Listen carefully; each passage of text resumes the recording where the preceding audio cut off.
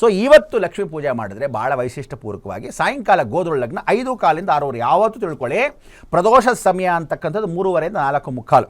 5 ಕಾಲಿಂದ 6 ಗೋಧೂಳಿ ಲಗ್ನ ಅಂತ. ಗೋಗಳ ಮನೆಗೆ ಸಮಯಕ್ಕೆ ಎಷ್ಟೇ ಎಲ್ಲೇ ಬಿಟ್ಟರೆ ನಿಮ್ಮ ಮನೆ ಹಸು ಅಭ್ಯಾಸಕ್ಕೆ, ನೀರು ಕುಡಿಯೋ ಸಮಯಕ್ಕೆ, ಹಾಲು ಕರಿಯೋ ಸಮಯಕ್ಕೆ ತಾನಾಗೇ ಬರುತ್ತೆ. ಎಲ್ಲೇ ಇದ್ರು ಹಸು ಆ ಗೋಧೂಳಲ್ಲಿ ಮಹಾಲಕ್ಷ್ಮಿ ಬರ್ತಾಳೆ ಯಾವತ್ತೂ ತಿಳ್ಕೊಳ್ಳಿ. ಆಮೇಲೆ ಹಸುವನ್ನು ಇವತ್ತು ಯಾರ್ಯಾರು ಹಸು ಪೂಜೆಯನ್ನು ಮಾಡ್ತೀರಾ ಬೆಳಗ್ಗೆ, ಯಾರ್ಯಾರು ಸಾಯಂಕಾಲ ತುಳಸಿ ಕಟ್ಟೆ ಥರ ದೀಪ ಹಚ್ಚಿಬಿಟ್ಟು ನಿಮ್ಮ ಸ್ವಂತ ಹಸುಗಳು ಹಳ್ಳಿಗಳಿದ್ದರೆ ಪಕ್ಕದಲ್ಲಿ ಕೊಠಡಿ ಇದ್ದರೆ ಯಾವತ್ತು ತಿಳ್ಕೊಳ್ಳಿ. ನೀವೆಲ್ಲ ಎಷ್ಟು ಜನ ಪೆದ್ದುಗಳು ಅಂದರೆ ಬಾಲ ಯಾವತ್ತೂ ಅದು ಲದ್ದಿ ಹಾಕಬೇಕಾದ್ರೆ ಗಂಜಲ ಹುಯ್ಬೇಕಾದ್ರೆ ಜ್ಞಾಪಕ ಇಟ್ಕೊಳ್ಳಿ, ಹಸು ಬಾಲ ಯಾವತ್ತು ಉತ್ತರಕ್ಕಿರಬೇಕು, ದಕ್ಷಿಣಕ್ಕೆ ಮುಖ ಇರಬೇಕು.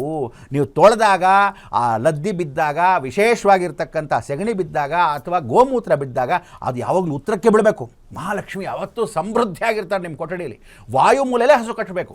ನೀವು ಅಲ್ಲಿ ಹೋಗಿ ಹಸುಗೆ ಬೇಕಾಗಿರ್ತಕ್ಕಂಥ ಊಟ ಸಾಮಗ್ರಿ ಏನದಕ್ಕೆ ಇಷ್ಟ, ಫಸ್ಟ್ ಕ್ಲಾಸ್ ಆಗಿರ್ತಕ್ಕಂಥ ಒಳ್ಳೆ ಸಿಹಿ ತಿಂಡಿ ಕಜ್ಜಾಯ ಕೊಡೋದು, ಅಥವಾ ಹಸುಗೆ ಬೇಕಾಗಿರೋ ತೆಂಗಿನಕಾಯಿ ಪದಾರ್ಥಗಳನ್ನ ಕೊಡೋದು, ಬೆಲ್ಲ ಅಕ್ಕಿ ಕೊಡ್ತಾರೆ. ಕೆಲವರೆಲ್ಲ ಮನೆಯಲ್ಲಿ ಅಂದರೆ ಆ ಬೆಲ್ಲ ಅಕ್ಕಿ ಕೊಟ್ಟು ಏನು ಮಾಡ್ಬಿಡ್ತಾರೆ, ಭಾಳ ಜನ ಅದಕ್ಕೆ ಜೀರ್ಣ ಆಗಲ್ಲ. ಕೆಲವು ಹಸುಗೆ ಜೀರ್ಣ ಆಗುತ್ತೆ, ಕೆಲವು ಆಗಲ್ಲ. ಕೆಲವರು ಎಲ್ಲರೂ ಒಂದೇ ಹಸು ಕೊಟ್ಬಿಟ್ಟು ಅದನ್ನು ಮಲಗಿಸ್ಬಿಡ್ತೀರ. ಹಂಗೆಲ್ಲ ಮಾಡೋಕ್ಕೆ ಹೋಗಬೇಡಿ.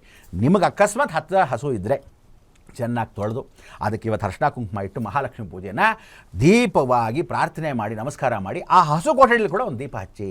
ಎಲ್ಲೆಲ್ಲಿ ಹುತ್ತಾ ಇದೆಯೋ ಲಕ್ಷ್ಮಿ ಬಂದು ನಾಗಲಕ್ಷ್ಮಿ ಅಂತ ಕರಿತೀವಿ. ಅದಕ್ಕೆ ಕೆಲವರಲ್ಲಿ ಹಾಸನಿಂದ ಹಿಡಿದು ಈ ಕಡೆ ನಮಗೆ ಕುಣಗಲ್ವರೆಗೂ ಹಿಡಿದು ಈ ಕಡೆ ಇರತಕ್ಕಂಥ ಎಷ್ಟೋ ಜನನೂ ಏನು ಈ ಸುತ್ತಮುತ್ತಲು ನಾಗಮಂಗಲ ಸುತ್ತಮುತ್ತಲು ಇವರೆಲ್ಲ ಕರಿಯಮ್ಮ ಅಂತ ಕರೀತಾರೆ. ಕರಿಯಮ್ಮ ಇನ್ಯಾರು ಅಲ್ಲ, ಸ್ವಯಂ ಲಕ್ಷ್ಮಿ, ಅವಳು ನಾಗದೇವತೆ.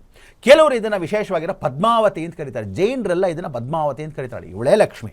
ಸೊ ಎಲ್ಲ ಲಕ್ಷ್ಮೀ ಪೂಜೆಯನ್ನು ಮಾಡ್ತಕ್ಕಂಥ ಹುತ್ತದಲ್ಲಿ ನಾಗಲಕ್ಷ್ಮಿ ವಾಸವಾಗಿರೋದ್ರಿಂದ ಹುತ್ತದ ಪೂಜೆ ಇವತ್ತು ಸಾಯಂಕಾಲ ಮಾಡಿದ್ರೆ ಒಳ್ಳೆ ಫಸ್ಟ್ ಕ್ಲಾಸಾಗಿ ರಂಗೋಲಿ ಹಾಕಿ ಹುತ್ತದ ಸುತ್ತಲೂ ಸೆಗಣಿ ಸಾರಿಸ್ಬಿಟ್ಟು ಅಲ್ಲಿ ಒಂದು ದೀಪ ನಮಸ್ಕಾರ ಮಾಡಿದ್ರೆ ಮಹಾಲಕ್ಷ್ಮಿ ಕೃಪಾಶೀರ್ವಾದ. ಕೈ ಒಳಗೆ ಹಾಕಕ್ಕೆ ಹೋಗಬೇಡಿ, ಹಾವಿಗೆ ಇದೆಯಾ ಅಂತ ನೋಡೋಕ್ಕೆ ಹೋಗಿ. ವಿಶೇಷವಾಗಿ ಪ್ರಾರ್ಥನೆ ಮಾಡಿ ಅನುಕೂಲ ಸಿದ್ಧ ಮಾಡಿಕೊಂಡು ಪ್ರಾರ್ಥನೆ ಮಾಡಿ ಅಲ್ಲಿ ನೈವೇದ್ಯ ಏನು ಮಾಡ್ಕೊಂಡು ತಂಬಿಟ್ಟು ನೈವೇದ್ಯ ಮಾಡೋದು. 2 ಚಿಕ್ಕದಾಗಿ ಲಕ್ಷ್ಮಣಾಗಿ ತಂಬಿಟ್ಟು ಮಾಡ್ಕೊಳ್ಳೋದು. ಆ ತಂಬಿಟ್ಟನ್ನ ಕೀಟ್ಬಿಟ್ಟು ಬೆಲ್ಲದ ನೈವೇದ್ಯ ಮಾಡಿ ನಮಸ್ಕಾರ ಮಾಡಿಕೊಂಡು ನಾಗಪ್ಪ ಬಹಳ ಸಂತೋಷ, ಮಹಾಲಕ್ಷ್ಮಿ ಕೃಪಾಶೀರ್ವಾದ ಸದಾಕಾಲದಲ್ಲಿ ಇರಲಿ ಅಂತ ಕೇಳ್ಕೊಂಬಂದರೆ ಅದು ವೈಶಿಷ್ಟ್ಯತೆ. ಎಲ್ಲ ಹೆಂಡತಿಯರು ಅನುಕೂಲವಾಗಿ ಅಲಂಕಾರ ಮಾಡಿಕೊಂಡಾಗ ಅವಳು ಅಲಂಕಾರ ಮಾಡಿಕೊಂಡು ಮನೆ ಹೊರಗಡೆ ಹೊರಟೋಗಬೇಕು. ಗಂಡ ಆದ ಮಕ್ಕಳು ಎಲ್ಲ ಏನು ಮಾಡಬೇಕು, ಆ ಹೆಂಡತಿ ಇವರಿಗೆ ಮಹಾಲಕ್ಷ್ಮಿ ಥರ ಅವಳನ್ನ ಒಳಗೆ ಬಾ ಅಂತ ಹೇಳಬೇಕು. ಅವಳು ಅಲಂಕಾರ ಮಾಡ್ಕೊಂಡು ತುಳಸಿ ಕಟ್ಟೆಗೆ ಹೊರಟೋಗಿರ್ತಾಳೆ ನಿಮ್ಮ ಹೆಂಡತಿ. ಆ ಹೆಂಡತಿ ಹೊರಗಡೆ ಹೋದ ತಕ್ಷಣ ಅವಳು ತುಳಸಿ ಪೂಜೆ ಮಾಡಿ ಒಳಗಡೆ ಬರೋ ಸಮಯಕ್ಕೆ ನೀವೆಲ್ಲ ನಗ್ನಗ್ತಾ ಮನೆ ಗೃಹಿಣಿನ ನೀವು ಎಷ್ಟು ಚೆನ್ನಾಗಿ ಗೌರವದಿಂದ ಒಳಗೆ ಕರ್ಕೊತೀರೋ ಮಹಾಲಕ್ಷ್ಮಿ ಬರ್ತಾಳಂತೆ. ಅದಕ್ಕೆ ಹೇಳೋದು ಎಲ್ಲ ಹೆಂಗಸರು ಜಡೆ ಇಟ್ಕೊಳ್ಳಿ. ಇವತ್ತು ಸ್ನಾನ ಮಾಡಿದಾಗ ನರಕ ಚತುರ್ದಶಿ ಫಸ್ಟ್ ಕ್ಲಾಸ್ ಎಣ್ಣೆ ಇಟ್ಕೊಂಡು ಸ್ನಾನ ಮಾಡಬೇಕು. ಗಂಡು ಮಕ್ಕಳಿಗೆ ಫಸ್ಟ್ ಕ್ಲಾಸಾಗಿ ಮೈ ತುಂಬ ಎಣ್ಣೆ ಹಚ್ಚಿ ಸ್ನಾನ ಮಾಡಿಸ್ಬೇಕು. ಕೆಲವು ಸ್ನಾನವೇ ಮಾಡಲ್ಲ, ವಾರಗಟ್ಲೆನೂ ಮಾಡಲ್ಲ. ಅಯ್ಯೋ ನಂಗೆ ಆಫೀಸ್ ಟೈಮ್ ಆಯ್ತು ಯಾರು ಮಾಡ್ತಾರೆ ಅಂತ.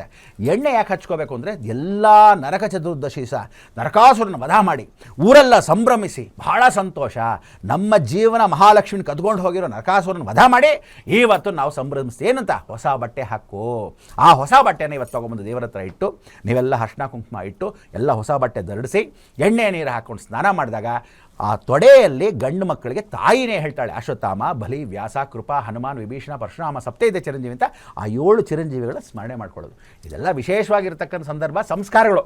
ಅದನ್ನು ಮಾಡಿರೋದೇನು ಮಾಡ್ತಾರೆ, ಕೆಲವರೆಲ್ಲ ಮರ್ತು ಹೋಗಿದ್ದಾರೆ, ಕೆಲವರು ಜ್ಞಾಪಿಸ್ಬೇಕು, ಕೆಲವರು ಹೇಳಿಕೊಟ್ರೆ ಓದ್ತಾ. ಓಕೆ ಗುರುಜಿ, ಈ ವರಮಹಾಲಕ್ಷ್ಮಿ ಹಬ್ಬ ಹೇಗೆ ನಾವು ವಿಶೇಷವಾಗಿ ಪೂಜೆಯನ್ನು ಮಾಡ್ತೀವೋ ಇವತ್ತು ಕೂಡ ಮಹಾಲಕ್ಷ್ಮಿಯನ್ನು ಅದೇ ರೀತಿಯಾಗಿ ಬರಮಾಡ್ಕೊಳ್ಬೇಕು ಅನ್ನೋದ್ರ ಬಗ್ಗೆ ತಿಳಿಸ್ಕೊಡ್ತಾ ಇದ್ರಿ.